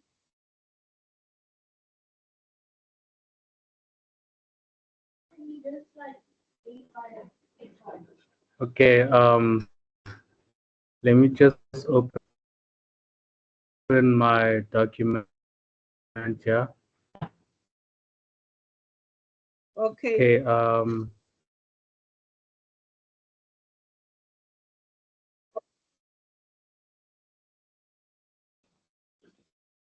okay, the first one I have Google, so it's a flatbed scanner. Then I have a sheet fed scanners, a handheld scanner, a drum scanner, a film scanner, 3D scanner, and scanners. And then I have a portable scanner. Those are the scanners I have, ma'am. Okay. What is the question saying? Is it a name only or it says describe? Let's go to the question. Just okay, says identify the type. Okay, yes. Thank you so much, Paul, for the answer. Yes, thank you. We got the third question here. Okay. Identify scanner parts below. Someone to identify scanner parts 1 to 6. 1 to 6. I can also try and answer that one, Miss Linda, if you don't mind.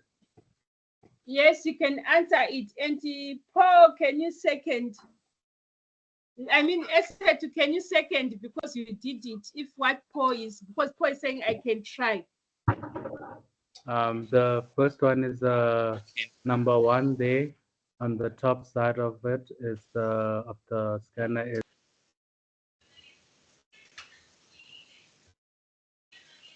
Number 1 is what?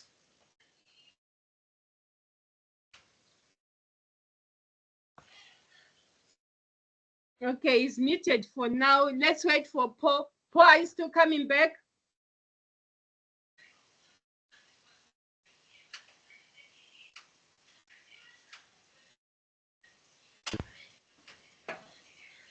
Yes, I'm still here.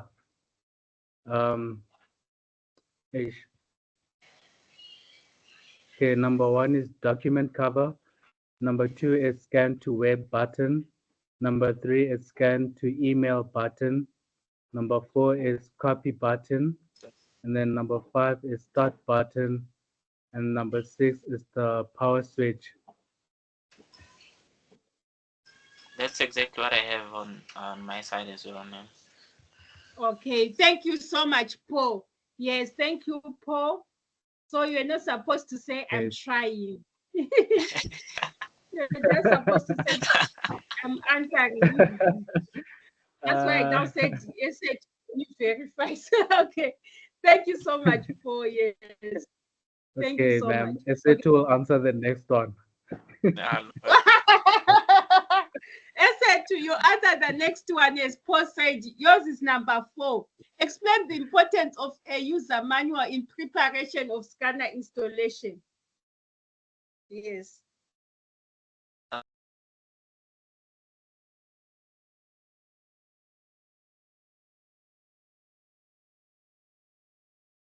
I was on mute.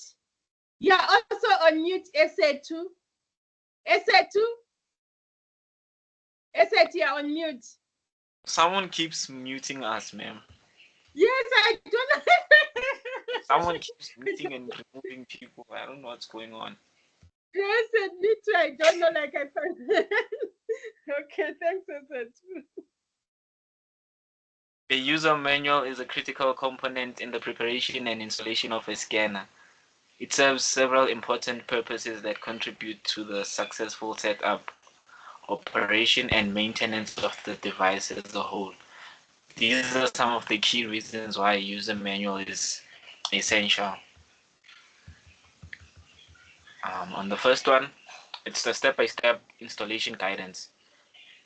The user manual provides clear step-by-step instructions for installing the scanner rather. This includes guidance on connecting the scanner to power sources and computers, ensuring that users can set it up correctly without missing crucial steps. The manual typically includes information on system requirements and compatibility with various operating systems and software, helping users ensure their devices will function properly. And then next up, I have understanding features and functions. A manual outlines the scanner's features and capabilities, helping users understand what the device can do. For example, scanning types, resolution settings, and connectivity options. The manual also explains how to use various functions such as scanning, copying, and faxing, allowing users to take full advantage of the scanner's capabilities. The next up, I have troubleshooting and problem resolution. The user manual typically includes a troubleshooting section that addresses common problems users might encounter during installation or operation. It provides solutions and tips for resolving issues, which can save time and reduce frustration during installation and use. The next up, in terms of safety and information and best practices, the manual includes safety information to prevent accidents such as electrical hazards or damage to the scanner. This is crucial for ensuring safe operation. It may provide guidance on best practices for maintenance and care of the scanner, helping users prolong the life of the device. Next up, it supports and warranty information. User manuals often include contact details for customer support, allowing users to seek help if they encounter issues not covered in the manual. Information about warranty coverage and conditions is typically provided, helping users understand their rights and options for repairs or replacements. Then lastly, it's educational resource. The user manual serves as an educational resource for new users, helping them familiarize themselves with scanning technology and workflows. For organizations, it can be used as a reference during training sessions for employees or staff who will be using the scanner. Thank you. That's Yeah, that's all I have, ma'am. Quite long, ne? Okay, yeah, it is quite long, but it's better for an answer to be long and you have what points like the related point like yours. There's nothing wrong with that than to rather opposed to putting few points which are not related. Yes.